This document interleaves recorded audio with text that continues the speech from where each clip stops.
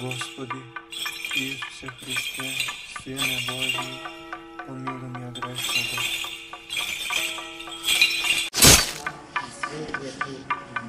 Возлюбени во Христа Бога, браќа и сестри, еве првата недела од Великиот Пасхален пост е веќе зад нас. Ова е првата сабота, првата седмица, во која што Светата Црква Божја благословува да се празнува чудото што го сотвори Свети Теодор Тиро, велико мачки.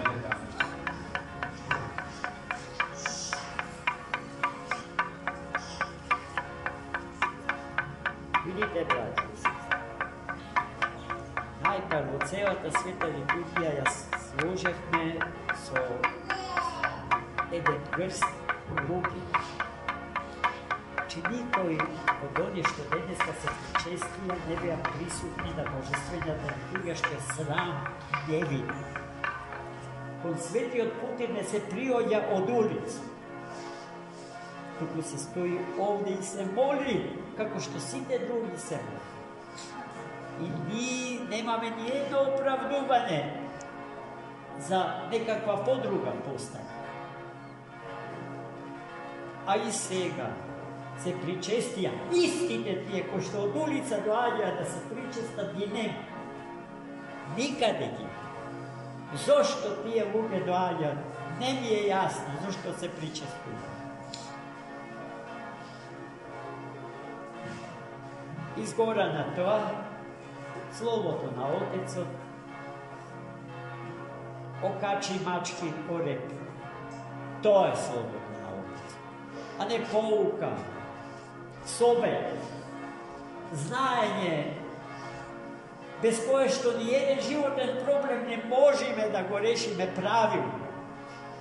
Зашто Отецот не зборува, не зборувам само за Отец Стефан, за секој Отец на Црква. Тој не зборува напамет, туку од Духот Свет научен и просветен. И најчесто и самиот не знае зошто Господ го учи така да зборува, а потоа се испоставува дека некој наш брат или сестра под длабочината од храмот скриени во солзи дошол баш за тие зборови. Тие зборови ќе го спасат него, неговиот брак, неговото семејство.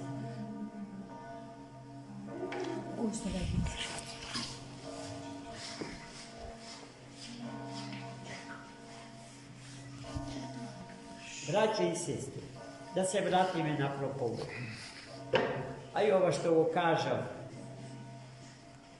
кому го кажа? Луѓе кои што сето тоа го чуле стопати, го знаат и слава Богу, се придржуваат колку толку кон кажање. Че денеска Светата Црква си спомнува на Свети Теодор Тиро, велико мачен, еве го овде со црната брада, втори, голем, висок, воен чиновник од тогашната Византиска империја, односно Римска империја, се уште Византија ја нема. Животот свој маченички го положил во 305-та година после Христа. А празникот што денеска го славиме е празникот што се случува негде кон крајот на 4-тиот и почетокот на 5-тиот век. Тогаш со Византиската империја управува злочестивиот и злогласниот император Јулијан Апостата. Самиот збор апостата значи отпадни, отстапни од верата Христова. Човек кој што сакал да ги обнови старите антички пагански традиции на културен и религиозен план.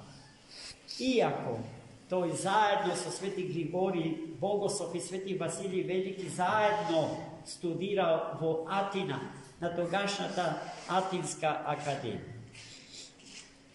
Но бил пагански ориентиран владетел. И затоа тој решил во течењето на честните и велики пасхални пости да ги оскверни православните христијани. Одбрал и начин како на огромниот Цариградски пазар, а Цариград, Константинопол, во времето на Јулијан Отстапник, бил милионски град, огромен град. И веќе повеќето од граѓаните биле христијани. Како ќе ги оскверни? Така што производите во сите центри за продажба на прехранбени артикли ќе ги попарска со крв од жртвувано животно на паганските идоли. И така, како што смислил, така и направил. И сега се случува чудото што ние, православните христијани, го славиме денеска. Свети Теодор Тирон, иако бил веќе упокоен, му се јавил на Константинополскиот архиереј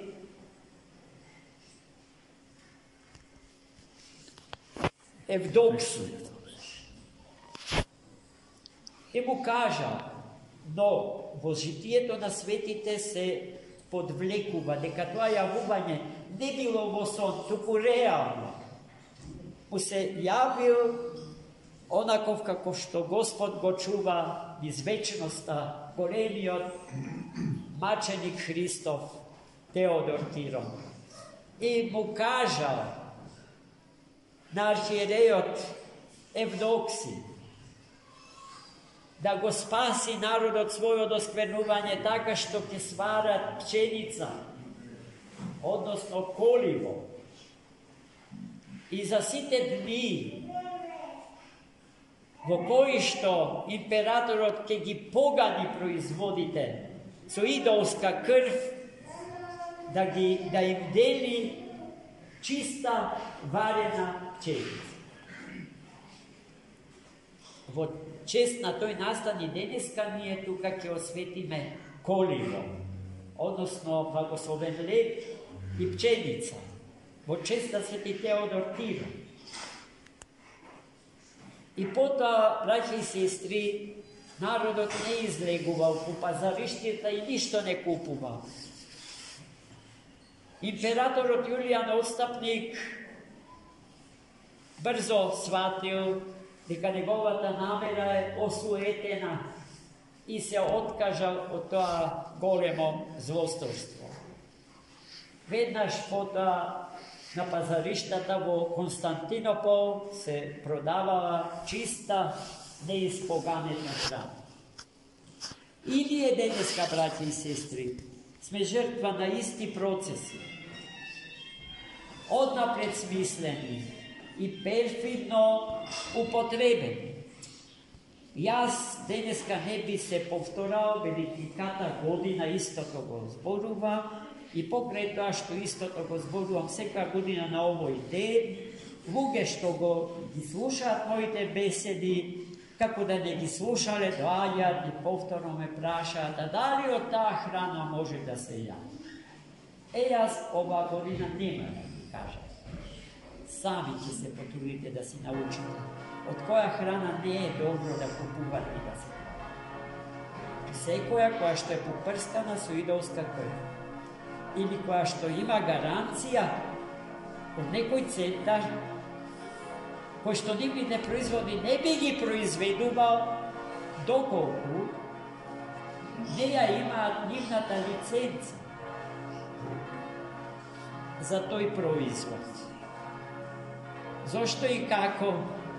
Повторно, потрудете се сами да си разберете. Јас доволно многу сум ви кажувал на таа тема, па ќе помисля дека јас од ова место вршам дека пропагирам нешто свое, знаете. Во ситуација сме како епископот Евдоксиј Константинополски, да се предупредиме, да се ги кажеме опасностите што не демнат, а наше е да послушаме. Замислете, ако владиката Евдоксиј не беше послушан од христијаните во Константинопол, но тако нешто тогаш не се случи, како што сега се случува. Тотална непослушност. Тотална непослушност кон своите отци. За воја на вистината и самите отци по тие прашања се исподелени. После изгледа Господ ке треба нам, свештениците, пред сите да ни прости. Ама внимавајте, браќи. Че не се работи за живот до гроба, туку за живот ни сите вечности. Гробот е порта низ која што треба да се помине од овој живот смртен во животот несмртен. А за да ни се случи тоа, треба да му бидеме послушни на Христа Господа и Неговата света црква, бидејќи тој е глава, а таа му е тело. Амин. За многу Божи. Господи Исусе Христе, Сине Божи, помилуй меня грешного.